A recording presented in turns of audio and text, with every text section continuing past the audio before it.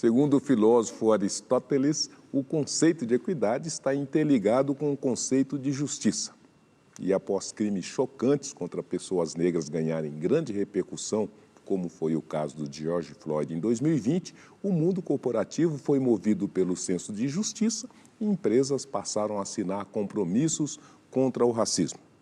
Mas será que finalmente as ações institucionais em prol da igualdade racial têm surtido efeito? Começa agora mais um programa Negros em Foco.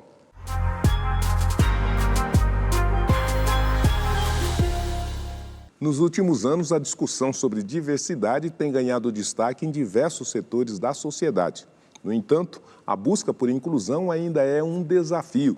Para falarmos sobre isso, eu estou recebendo aqui nos estúdios a diretora executiva da Associação Mover, Natália Paiva, e já agradeço pela gentileza da presença.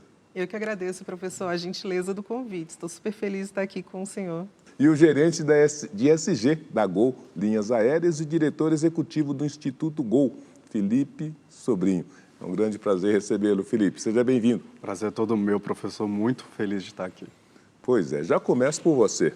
Felipe, como é que a gente pode entender esse conceito de equidade racial na atualidade nas empresas? Eu falo que a gente vem de um contexto de mudança. E essa mudança hoje dentro da nossa sociedade, principalmente nas organizações, ela é totalmente importante. Eu vejo que a equidade, ela começa no ponto onde a gente reconhece a nossa estrutura, principalmente a nossa estrutura quando a gente fala de sociedade. E aí, quando eu falo de sociedade, a gente tem que ter alguns conceitos e compreender qual que é a nossa história. A gente precisa olhar para trás e falar qual que é a história do nosso povo brasileiro para eu entender como que a equidade ela pode ser aplicada dentro das organizações. E eu falo que, para isso, a gente tem que estar muito aberto à comunicação de forma transparente e um diálogo muito sincero entre todas as partes. Natália, o diálogo sincero entre todas as partes, né? Isso parece que é estruturante nesse desejo de fazer com que essa equidade torne-se realidade. E você está lá dentro da Associação Mover, não é, com todas essas partes, né, para fazer o diálogo. O Mover tem sido um espaço importante para construir essa igualdade. Instituições como o Mover são indispensáveis para conseguir alcançar essa igualdade? Eu costumo brincar que refutar o valor positivo de equidade racial no ambiente corporativo é quase que nem de falar sobre terra plana, né? Já tem muitos estudos, abundam inclusive meta-análises mostrando o valor positivo correlacionado entre mais diversidade e equidade racial nos ambientes corporativos e vetores como performance, nível de inovação, percepção positiva sobre marca empregadora, ou seja, as pessoas, os talentos querendo trabalhar nessas empresas, percepção positiva dos consumidores, reputação, até diminuição de riscos, né? Então, é um valor que já está provado, um valor extrínseco provado, além, né, do valor intrínseco de é o certo a se fazer. E os grandes líderes empresariais que estão, né, antenados com as necessidades de negócio já sabem disso, né? Então, o que o Mover? O Mover foi criado pelos CEOs, né, os presidentes de grandes empresas com operação no Brasil, justamente para coletivamente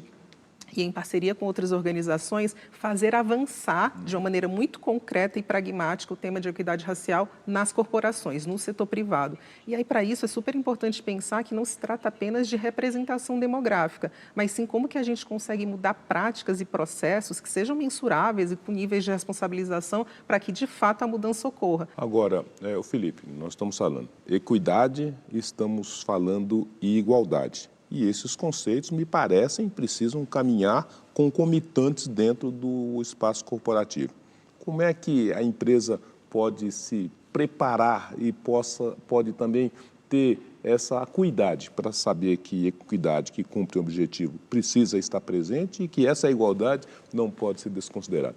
Eu vejo que a gente está falando muito sobre oportunidade. Já começa por aí, né? Qual que é a oportunidade que as organizações têm dado hoje para o público negro, né? E aí eu falo isso, que eu falo um pouco da minha história, né? Como eu entrei dentro de uma organização e como que eu consegui chegar a um cargo de ser gestor e um tomador de decisão. São oportunidades e esse olhar que a gente tem diferenciado para a população negra. Esse distanciamento que a gente tem hoje com a nossa realidade, ela é muito grande, né, com a realidade do Brasil. Então eu pego um ambiente corporativo, que ele é composto ainda por poucas pessoas e pouca representatividade nos cargos majoritários, nos cargos de liderança. E para criar um ambiente acolhedor e de respeito, a gente precisa fazer um bom dever de casa. Sim. Eu já começo a falar, né? Primeira coisa, como eu olho para o tema, eu falei um pouco disso, né? Esse olhar para a comunicação de forma transparente é importante. A gente precisa reconhecer o quanto a gente ainda está em relação à pauta, à agenda de diversidade. E aí, quando eu faço essa análise, né? Eu gosto muito de começar por um bom senso demográfico. Eu acho que um censo demográfico dentro de uma organização é importantíssimo para eu entender quem é o meu público, o que esse meu público está tracionando, o que ele pede de mudança corporativa e para eu entender aonde que ainda estão os meus calcanhares que eu preciso cobrir. Sim. Então, preciso ter esse olhar e um mapeamento para eu saber, poxa, eu vou traçar um plano A, um plano B e um plano C. Pensando na promoção da diversidade e inclusão, empresas estão realizando ações com o objetivo de transformar o ambiente de trabalho. Projetos como grupos de afinidades contribuem para essa mudança. Vamos conhecer alguns desses grupos.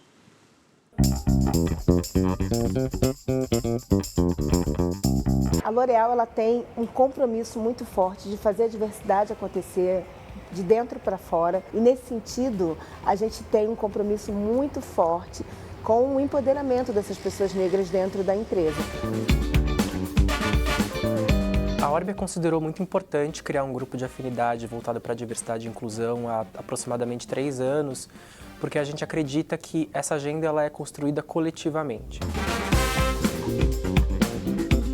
A AfroSoul, para mim, é um espaço de fortalecimento, porque além de encontrar pessoas que tenham vivências similares a mim, que são como eu, é um espaço que a gente consegue se aquilombar, que a gente consegue compartilhar as nossas dores, as nossas histórias, as nossas alegrias. O grupo de afinidades aqui na Orbia contribuiu para o meu desenvolvimento profissional em majoritariamente todas as áreas, né? Tanto no empoderamento da minha capacidade técnica que eu já tinha de mercado, mas eu acho que na exposição, lidar com todas as temáticas dentro da empresa. Fazer parte e saber me expor que eu estou dentro dessa causa e que eu quero que essa causa cresça, que a gente não seja só uma minoria, eu não quero que sejamos chamados de minoria.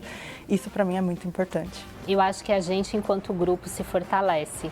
Se eu olhar para trás, nesses 2 anos de empresa, como que eu não me via representada no passado e como hoje eu vejo representatividade, vejo outras pessoas como eu em todos os espaços, eu vejo que a gente está numa grande evolução.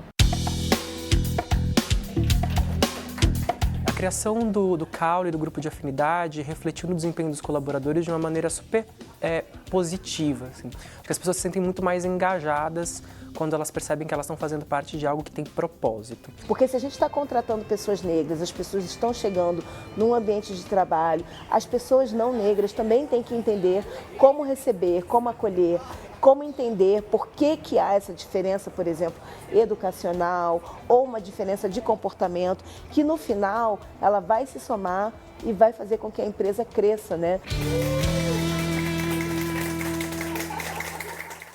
Olha aí, Natália, representatividade, compromisso, né, engrandecimento, aquilombamento, não é? Enfim, o grupo de afinidade é um instrumento, uma ferramenta importante para ajudar a cumprir esses objetivos da equidade que queremos? Sem dúvida.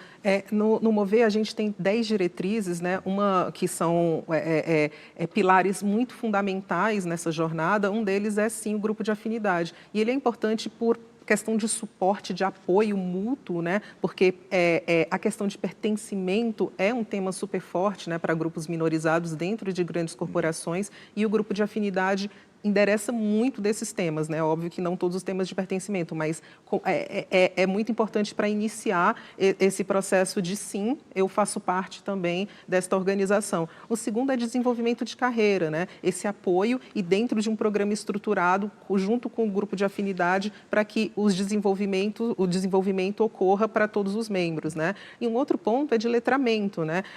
Como que o grupo consegue apoiar o letramento da organização. Ô Felipe, E a educação? Porque nós estamos dizendo, tudo é conhecimento, né? Tudo é informação e tudo é, afinal de contas, ferramentas importantes, né, para você poder fazer essas construções. Que papel que você reputa para a educação nessa nossa agenda que estamos conversando?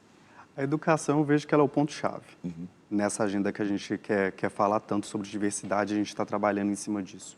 Hoje, eu gosto de trazer, né? A educação, ela me trouxe até aqui.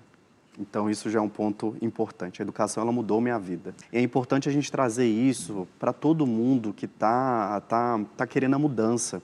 A importância da gente falar da educação e como a educação ela transforma vidas e salva vidas, né? Com certeza. A educação na pauta de diversidade, ela é o caminho para a gente encontrar o respeito.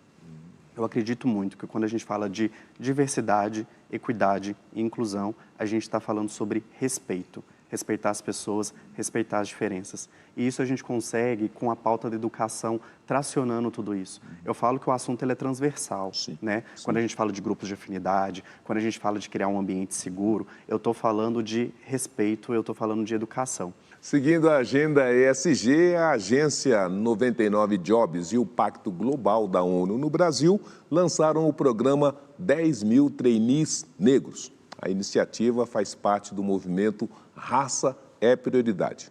O executivo Eduardo Migliano nos explica melhor. Vamos ouvi-lo.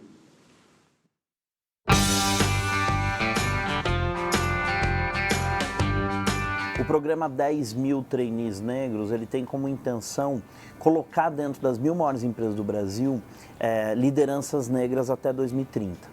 Então, o nosso objetivo é 3 mil lideranças negras até lá e, para isso, a gente vai abrir 10 mil vagas de formação em liderança até 2027. E essas 10 mil, a ideia se deu a partir do trainee do Magalu, que a gente fez em 2020, que foi um programa exclusivo para pessoas negras.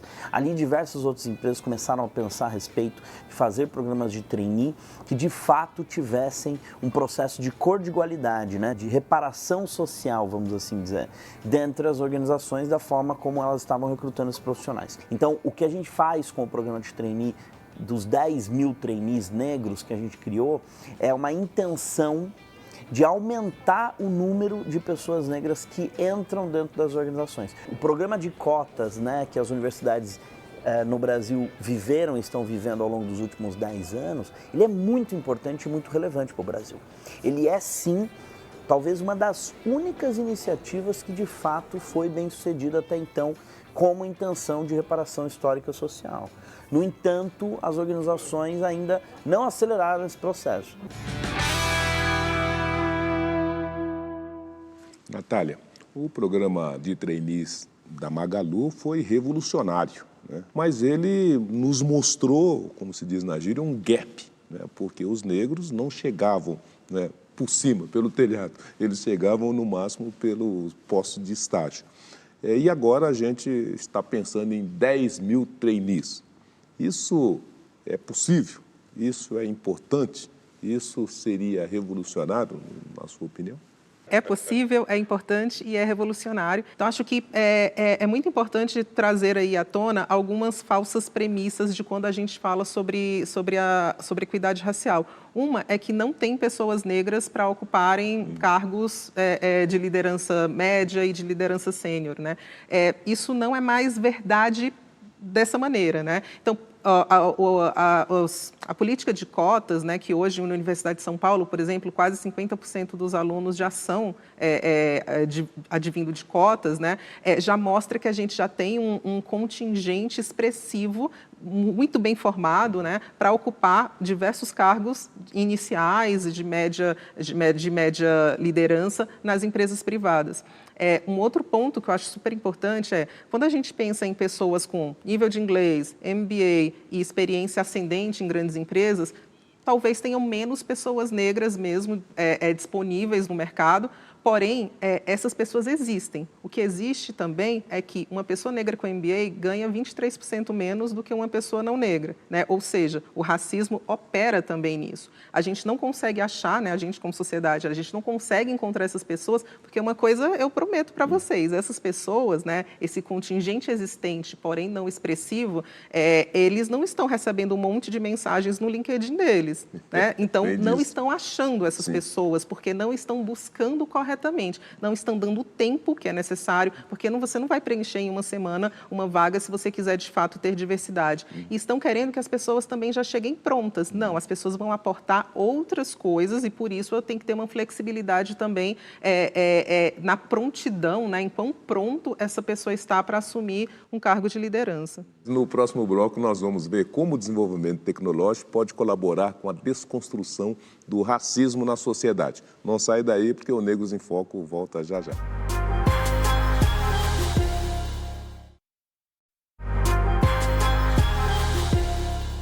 Já estamos de volta com o nosso programa Negros em Foco. Hoje eu estou recebendo aqui nos estúdios duas pessoas incríveis. O gerente de ESG da Gol Linhas Aéreas e diretor executivo do Instituto Gol, Felipe Sobrinho, e a diretora executiva da instituição Mover, Natália Paiva. Mais uma vez, obrigadíssimo, né, pela presença de cada um de vocês. Entendeu? Olha, nós estamos discutindo sobre a importância das ações afirmativas e os programas que promovem a inclusão e a igualdade racial no mercado de trabalho. E a pergunta que não quer calar é justamente essa. Só estabelecer cota de contratações de negros torna a empresa mais inclusiva? Felipe? Boa, essa pergunta é ótima. Não. Além disso, tem que ter meta, indicador, a gente tem que falar do ambiente seguro e da formação que eu quero criar dentro desse ambiente corporativo. Sim. Uma dica que eu posso falar é sobre políticas de diversidade. A implementação dessas políticas, a importância de um comitê de diversidade também discutindo essas práticas, porque cada vez mais a promoção de um ambiente seguro, eu vou trazer diversidade para dentro da organização. Natália, o Felipe está nos lembrando dessas dimensões importantes e você estava nos dizendo, o Mover é uma associação de quase 60 empresas pela equidade racial. A Iniciativa Empresarial pela Igualdade Racial são mais 90 empresas. O Pacto pela Equidade Racial são mais 60 empresas. O Pacto da ONU, não é? A Coalizão de Empresas pela Equidade. Enfim, nós temos aí quase que um universo de 200 empresas trabalhando nessa agenda. É muito para a agenda, é muito pouco para o universo corporativo e as dimensões que estão estabelecidas de contratar negros parece ser o foco central que andou até aqui. Como é que a gente faz para fazer todas as demais coisas acontecerem? Então, professor, a meta, né, de contratação, por exemplo, no caso do Mover, a gente tem duas metas, 10 mil lideranças negras até 2030 e 3 milhões de oportunidades geradas para a comunidade negra por meio de capacitação, empregabilidade, oportunidade de negócios também até 2030. Essas metas são importantes porque são direcional, né? Então, são os nossos nortes que vão guiar as nossas ações, os nossos programas internamente com as empresas e externamente com toda a sociedade, né? Porém, para que elas sejam, de fato, impactantes, né, no sentido de começar a mudar sistemicamente, ou seja, quando a gente está pensando em mudanças sistêmicas, elas precisam vir acompanhadas de uma série de outros elementos, como o Felipe pontuou. Então, quando a gente fala de diversidade, equidade e inclusão, essas três palavras andam juntas para deixar bastante claro que não se trata apenas de representação demográfica. Então, a gente ter 10 mil lideranças negras ou ter mais pessoas negras nos conselhos de administração, que é fundamental, ter mais trainees negros, etc., mais pessoas negras em geral no quadro funcional das empresas. É muito importante, mas como se diz na matemática, é uma condição necessária, porém insuficiente. Olha, em pesquisa divulgada pelo Instituto de Referência Negra Peregum e Projeto SETA, 44% da população reconhece que raça, cor e etnia são fatores geradores de desigualdades no país. Vamos a mais dados.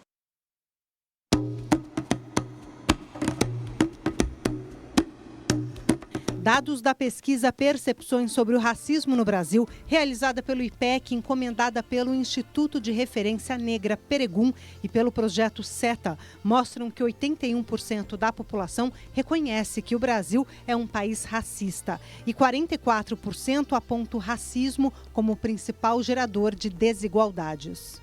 Para Márcio Black, coordenador do Instituto Peregum, a pesquisa mostra como a implantação de ações afirmativas nos últimos anos tem influenciado o debate sobre o racismo no Brasil. É interessante isso, a gente partir da ideia de que realmente como os brasileiros percebem o racismo depois de tanto tempo e tantas políticas de ação afirmativa. Na última pesquisa que rodaram sobre isso, 61% dos brasileiros reconheciam que existe racismo no Brasil, ou que o Brasil é um país racista. Na pesquisa, na nossa pesquisa, esse dado, esse indicador, ele vai para 81%. Ainda de acordo com a pesquisa, 51% já presenciaram algum ato ou alguma prática racista, mas apenas 11% se reconhecem como racistas ou reconhecem que convivem com pessoas que têm algum tipo de prática racista. Márcio Black acredita que esse dado expõe uma contradição na visão dos brasileiros sobre o racismo. O que aparece para a gente muito evidente, o brasileiro, ele acredita, ele sabe que o racismo existe, ele sabe que o racismo acontece, porque ele inclusive já presenciou isso, mas ele é incapaz de reconhecer em suas práticas como o racismo se manifesta. Já em relação às ações afirmativas, a pesquisa mostra que 79% dos brasileiros são favoráveis e reconhecem a importância delas para a diminuição da desigualdade. Isso é um fator muito relevante para a gente, porque a tendência do debate público é de demonizar ou, de certa maneira, críticas às cotas raciais.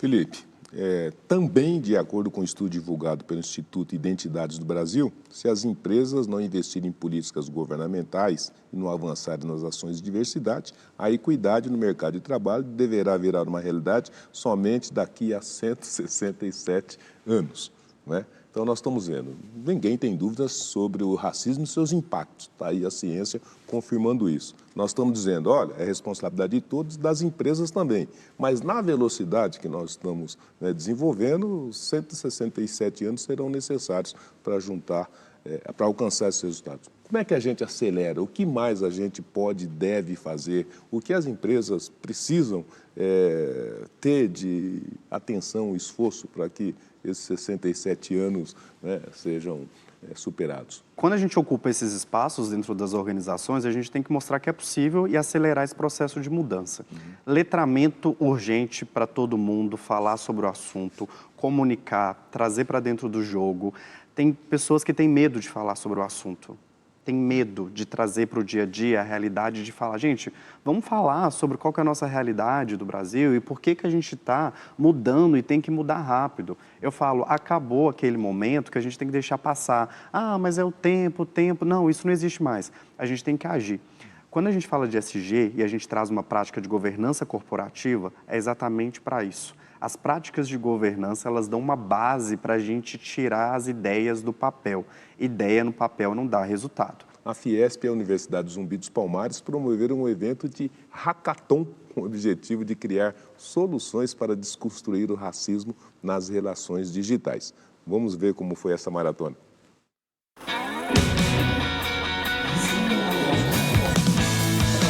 A gente sempre procura fazer hackathon com algum tema de relevância, né? Algum tema que seja um desafio muito grande, uma dor muito grande da sociedade, ou da economia, ou das empresas. Então, com certeza, a questão do racismo e desconstruir o racismo nas relações digitais é um fator muito relevante, é um ponto de muita atenção. O principal objetivo é criar uma semente. Acho que no hackathon você não sai com nada pronto, né? Mas você sai com um direcionamento, uma semente plantada de algo que pode vir a se transformar, às vezes, numa startup ou num negócio. Então, acho que o objetivo nosso aqui é criar uma direção, uma solução ou uma ideia que, ao ser amadurecida e trabalhada, ela consegue ter uma eficácia na vida real e atingir o objetivo de fazer essa desconstrução. Para participar desse evento, com certeza tem que ter muita disposição, porque é um evento de mais de 24 horas, onde a gente vai estar totalmente empenhado e isso vai exigir muito do nosso psicológico e também do nosso corpo. A temática racial foi o principal motivo de eu participar desse evento, porque é um evento que busca desenvolver soluções tecnológicas que vão desconstruir o racismo na nossa sociedade e no futuro. Quando a gente está falando sobre racismo e desconstrução nessa relação digital, eu tenho uma empresa e a gente lida diretamente com os impactos do racismo. E participar de um hackathon, né, aos 50 anos, sendo uma pessoa que é totalmente analógica, é um desafio pessoal muito grande.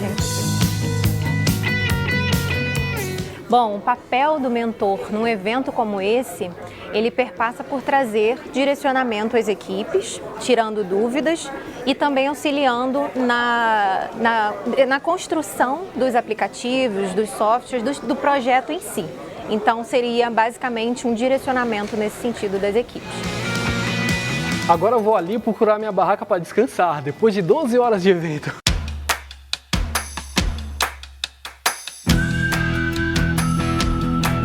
A gente pensou muito em quais são as ideias que têm um impacto social muito relevante, dado o tema do hackathon, e também aquelas que a gente entende que tem mais viabilidade de mercado e que são factíveis de serem colocadas no mercado, de serem estruturadas e de crescerem ainda mais. E o primeiro lugar vai para quem vai empoderar os cabelos das mulheres negras.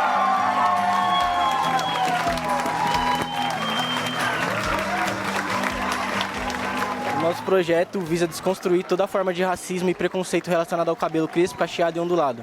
Chega de racismo. Eu queria muito ganhar, tanto por causa do prêmio, tanto principalmente por causa do tema. É muito feliz, eu estou muito feliz. E aí, Natália, o que você achou de um hackathon para desconstruir o racismo nas relações digitais? Incrível, professor. Como já sabe, sou super admiradora desse trabalho. E voltando à questão tecnológica, acho que ela é fundamental. É mais um ferramental que a gente pode utilizar em prol da igualdade racial. O posicionamento do Instituto Go é exatamente esse, né? A gente acredita na educação e que a educação ela consegue transformar a vida das pessoas e, com isso, podem alcançar voos mais altos. E a inovação, a tecnologia, e quando a gente coloca na pauta de diversidade, equidade e inclusão, a gente só tem a ganhar. Natália, eu quero cumprimentá-la, viu, pela sua energia, pelo seu esforço nessa agenda, desejar mais sorte ainda e mais boas realizações lá na condução do Mover. Muito obrigada, professor. Iremos caminhar juntos sempre. Felipe, eu quero que você lá na Gol continue voando, né, sempre às alturas e permita que esse tema e que essa agenda tenha lá sempre uma boa receptividade. Com certeza, professor. Eu falo que não é um trabalho, é um propósito. A gente está junto nessa agenda. E a você, cara, telespectador, né, obrigado pela gentileza da audiência. Tenham todos uma ótima semana e até o nosso próximo programa Negros em Foco. Abraço, até lá.